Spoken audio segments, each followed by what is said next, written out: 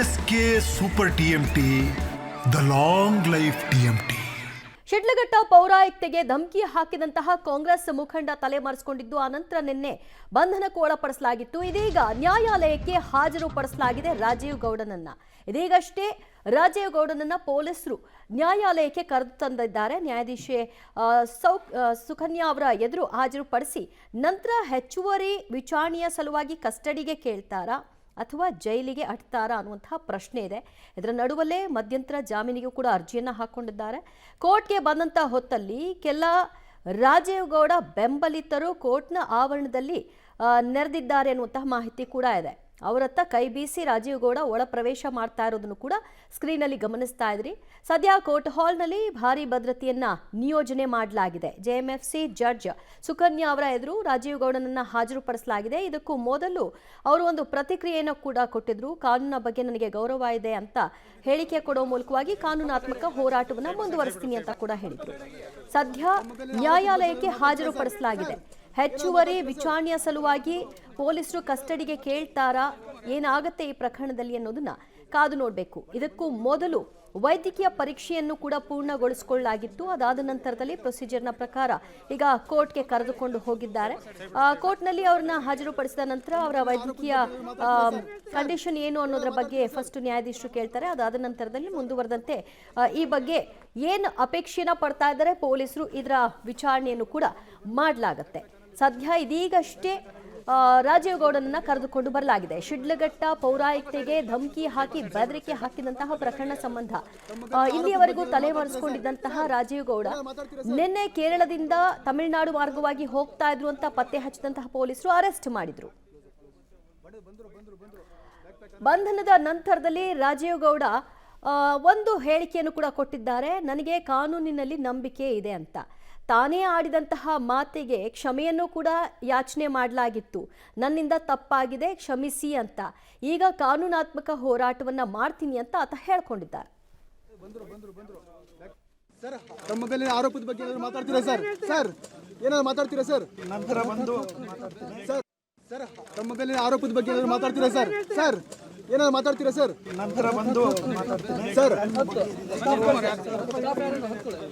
ನಂತರ ಬಂದು ಸರ್, ನಂತರ ಬಂದು ಸರ್,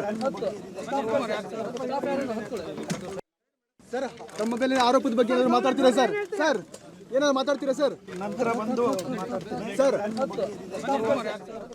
ಮತ್ತಷ್ಟು ಮಾಹಿತಿ ಪಡೆಯೋಣ ನಮ್ಮ ಪ್ರತಿನಿಧಿ ಮುದುಕೃಷ್ಣಯಿಂದ. ಮುದುಕೃಷ್ಣ, ಇದೀಗಷ್ಟೇ ಜೆಎಂಎಫ್ಸಿ ನ್ಯಾಯಾಲಯದ ಮುಂದೆ ಹಾಜರುಪಡಿಸಲಾಗಿದೆ. ಸದ್ಯದ ಕಂಡೀಷನ್ ಏನು? ಹೆಚ್ಚುವರಿ ವಿಚಾರಣೆಯ ಸಲುವಾಗಿ ಕಸ್ಟಡಿಗೆ ಕೇಳುವ ಸಾಧ್ಯತೆ ಇದೆಯಾ ಅಥವಾ ಜೈಲಿಗಟ್ತಾರಾ? ಏನು ನಿರೀಕ್ಷೆ?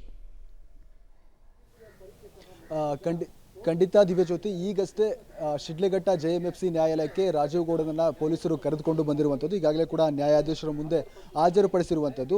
ಈಗಾಗಲೇ ಕಾನೂನಿನ ಪ್ರಕ್ರಿಯೆಯ ಮುಂದಿನ ಭಾಗವಾಗಿ ನ್ಯಾಯಾಧೀಶರ ಮುಂದೆ ಹಾಜರುಪಡಿಸಿರುವಂತಹ ಪೊಲೀಸರು ಈಗಾಗಲೇ ಕೂಡ ರಾಜೀವ್ ಗೌಡರ ವಿಚಾರಣೆಯನ್ನು ಬೆಳಗ್ಗೆಯಿಂದಲೂ ಕೂಡ ಮಾಡಿರುವಂಥದ್ದು. ನಿನ್ನೆ ಸಂಜೆ 4 ಗಂಟೆಗೆ ಅವರ ಅರೆಸ್ಟನ್ನು ಮಾಡಲಾಗಿದೆ. ಅಲ್ಲಿಂದ ಅವರನ್ನು ಚಿಕ್ಕಬಳ್ಳಾಪುರಕ್ಕೆ ಕರ್ಕೊಂಡ್ಬರೋದಕ್ಕೆ ಬೆಳಗ್ಗೆ ಆಗಿತ್ತು. ಬೆಳಗ್ಗೆಯಿಂದಲೂ ಕೂಡ ಬೇಕಾದಂಥ ಸ್ವಯಂ ಹೇಳಿಕೆಯನ್ನು ಪಡೆಯುವಂಥ ಕೆಲಸವನ್ನು ಮಾಡಿದರು. ಹಾಗಾಗಿ ಆ ಸ್ವಯಂ ಹೇಳಿಕೆಯನ್ನು ಪಡೆದ ನಂತರ ಮೆಡಿಕಲ್ ಚೆಕಪ್ ಚಿಕ್ಕಬಳ್ಳಾಪುರ ಜಿಲ್ಲಾ ಆಸ್ಪತ್ರೆಯಲ್ಲಿ ಆಗಿತ್ತು. ಅಲ್ಲಿಂದ ಸೀದಾ ಅವರನ್ನು ಶಿಡ್ಲಘಟ್ಟದ ಜೆಎಂಎಫ್ಸಿ ನ್ಯಾಯಾಲಯಕ್ಕೆ ಕರೆದುಕೊಂಡು ಬಂದಿದ್ದಾರೆ. ಈಗ ಪೊಲೀಸರ ಮುಂದೆ ಇರುವಂತಹ ಆಯ್ಕೆ ಒಂದು, ಅವರನ್ನು ಕಸ್ಟಡಿಗೆ ಕೇಳುವಂತಹ ಸಾಧ್ಯತೆ ಬಹಳ ದಟ್ಟವಾಗಿದೆ. ಯಾಕೆಂತಂದರೆ ಈ ಒಂದು ಪ್ರಕರಣದಲ್ಲಿ ಮತ್ತಷ್ಟು ವಿಚಾರಣೆಯನ್ನು ರಾಜೀವ್ ಗೌಡರನ್ನ ಮಾಡಬೇಕಾದಂಥ ಸಂದರ್ಭ ಇದೆ. ಕಾರಣ ಯಾಕೆಂತಂದರೆ ಕಳೆದ 13 ದಿನಗಳಿಂದಲೂ ಕೂಡ ರಾಜೀವ್ ಗೌಡ ತಲೆಮರೆಸಿಕೊಂಡಿದ್ರು. ಹಾಗಾಗಿ ಈ ಒಂದು ಪ್ರಕರಣ ಇಡೀ ರಾಜ್ಯದಲ್ಲಿ ಬಹಳಷ್ಟು ಸದ್ದನ್ನು ಮಾಡಿತ್ತು. ಸರ್ಕಾರದ ಗಮನವನ್ನು ಸೆಳೆದಿದ್ದಂತಹ ಪ್ರಕರಣ. ಸ್ವತಃ ಸಿಎಂ ಅವರೇ ರಾಜೀವ್ ಗೌಡನನ್ನು ಯಾಕೆ ಇನ್ನೂ ಬಂಧನ ಮಾಡಿಲ್ಲ ಅನ್ನೋಂಥ ರೀತಿಯ ಪ್ರಶ್ನೆಯನ್ನು ಮಾಡಿದ್ರು. ಅದರಲ್ಲೂ ಕೂಡ ವಿರೋಧ ಪಕ್ಷಗಳು ಈ ಒಂದು ಪ್ರಕರಣವನ್ನು ದೊಡ್ಡ ಮಟ್ಟದಲ್ಲಿ ಕಾಂಗ್ರೆಸ್ ಸರ್ಕಾರದ ವಿರುದ್ಧ, ವಿಪಕ್ಷಗಳ ವಿರುದ್ಧ ಟೀಕೆಯನ್ನು ಮಾಡುವಂತ ಕೆಲಸವನ್ನ ಮಾಡಿದ್ರು. ಹಾಗಾಗಿ ಪ್ರಕರಣ ಸಾಕಷ್ಟು ಗಂಭೀರವನ್ನ ಪಡೆದುಕೊಂಡಿತ್ತು. ಹಾಗಾಗಿ ನ್ಯಾಯಾಲಯ ಕೂಡ ಆರಂಭದಲ್ಲಿ ರಾಜೀವ್ ಗೌಡ ಈ ಒಂದು FIR ಅನ್ನೇ ರದ್ದು ಮಾಡಬೇಕು ಅಂತ ಹಾಕೊಂಡಿದ್ದಂತ ಹೈಕೋರ್ಟ್ನಲ್ಲಿ ವಜಾ ಕೂಡ ಆಗಿತ್ತು. ತದನಂತರ ಜಾಮೀನಿಗಾಗಿ ಅರ್ಜಿ ಕೂಡ ಹಾಕೊಂಡಿದ್ರು. ಆ ಜಾಮೀನಿನ ಅರ್ಜಿ ಕೂಡ ವಜಾ ಮಾಡಿತ್ತು ಜಿಲ್ಲಾ ನ್ಯಾಯಾಲಯ. ಈಗ ಅಧಿಕೃತವಾಗಿ ರಾಜೀವ್ ಗೌಡ ಬಂಧನ ಆಗಿದೆ. ಬಂಧನದ ನಂತರ ಈಗ ನ್ಯಾಯಾಧೀಶರ ಮುಂದೆ ಹಾಜರುಪಡಿಸಿರುವಂಥದ್ದು. ಹಾಜರುಪಡಿಸಿದ ನಂತರ ಪೊಲೀಸರ ಮುಂದೆ ಇರುವಂತಹ ಏಕೈಕ ಆಯ್ಕೆ ಕಸ್ಟಡಿಗೆ ಕೇಳುವಂಥದ್ದು. ಹಾಗಾಗಿ ನ್ಯಾಯಾಧೀಶರ ವಿವೇಚನೆಯಂತೆ ಈಗ ಕಸ್ಟಡಿಗೆ ಕೊಡ್ತಾರಾ ಇಲ್ವಾ ಅನ್ನೋದನ್ನ ಕಾದು ನೋಡಬೇಕಾಗುತ್ತೆ. ಒಂದು ವೇಳೆ ಕಸ್ಟಡಿಗೆ ಕೊಟ್ಟಂತ ಸಂದರ್ಭದಲ್ಲಿ ಅವರ ವಿಚಾರಣೆಯನ್ನ ಪೊಲೀಸರು ಮುಂದುವರಿಸಬೇಕಾಗುತ್ತೆ. ಮತ್ತೊಂದು ಆಯ್ಕೆ ರಾಜೀವ್ ಗೌಡ ಪರ ವಕೀಲರಿಗೂ ಇರುವಂತದ್ದು, ಪೊಲೀಸರು ಒಂದು ವೇಳೆ ಕಸ್ಟಡಿಗೆ ಅಗತ್ಯ ಇಲ್ಲ, ನಮ್ಮ ವಿಚಾರಣೆ ಎಲ್ಲ ಕಾನೂನು ಪ್ರಕ್ರಿಯೆಗಳು ಮುಗಿದಿದೆ ಅನ್ನುವಂಥದ್ದೇ ಆದರೆ ರಾಜೀವ್ ಗೌಡ ಪರ ವಕೀಲರು ಈಗಾಗಲೇ ಕೂಡ ಮಧ್ಯಂತರ ಜಾಮೀನಿಗಾಗಿ ಇದೇ ಒಂದು ನ್ಯಾಯಾಲಯದಲ್ಲಿ ಅರ್ಜಿ ಸಲ್ಲಿಕೆ ಮಾಡಿಕೊಂಡಿದ್ದಾರೆ. ಹಾಗಾಗಿ ಆ ಜಾಮೀನಿನ ಅರ್ಜಿ ವಿಚಾರಣೆ ಕೂಡ ಈ ಒಂದು ನ್ಯಾಯಾಲಯದಲ್ಲಿ ನಡೆದಿದೆ. ಹಾಗಾಗಿ ಆ ಜಾಮೀನೇನಾದರೂ ಮಂಜೂರಾಗುತ್ತಾ ಇಲ್ವಾ ಅನ್ನೋದನ್ನು ಕೂಡ ಕಾದು ನೋಡಬೇಕಾಗಿರುವಂತಹದ್ದು. ದಿವ್ಯ ಕೃಷ್ಣ ಸಂಪರ್ಕದಲ್ಲಿರಿ, ಮತ್ತಿಷ್ಟು ಮಾಹಿತಿಯನ್ನ ನಿಮ್ಮಿಂದ ಪಡ್ಕೊಳ್ತೀವಿ. ಸದ್ಯ ಬೆದರಿಕೆ ವೀರ ರಾಜೀವ್ ಗೌಡನನ್ನ ಬಂಧನಕ್ಕೆ ಒಳಪಡಿಸಿದ ನಂತರದಲ್ಲಿ ಈಗ ನ್ಯಾಯಾಧೀಶರ ಮುಂದೆ ಹಾಜರುಪಡಿಸುವಂತಹ ಕೆಲಸವನ್ನ ಮಾಡಲಾಗಿದೆ. ಮುಂದುವರೆದಂತೆ ಪೊಲೀಸರು ಹೆಚ್ಚುವರಿ ವಿಚಾರಣೆಯನ್ನ ಕೋರ್ತಾರಾ, ಕಸ್ಟಡಿಗೆ ಬಯಸ್ತಾರಾ ಅನ್ನುವಂತಹ ಪ್ರಶ್ನೆ ಇದೆ. ಇಲ್ಲ, ಎಲ್ಲವೂ ಕೂಡ ಪೂರ್ಣವಾಗಿದೆ ಅಂತ ಹೇಳಿ ಜೈಲಿಗೆ ಕಳಿಸೋದೇ ಆದರೆ ಆಗ ಮಧ್ಯಂತರ ಜಾಮೀನಿನ ನಿರೀಕ್ಷೆಯಲ್ಲಿರುವಂತಹ ರಾಜೀವ್ ಗೌಡನ ಆ ಅರ್ಜಿಯ ವಿಚಾರಣೆ ಕೂಡ ಕೈಗೆತ್ತಿಕೊಳ್ಳಲಾಗತ್ತೆ. ಆಗ ಅದೇನಾಗುತ್ತೆ ಅನ್ನುವಂತಹ ಒಂದು ಪ್ರಶ್ನೆ ಕೂಡ ಇದೆ.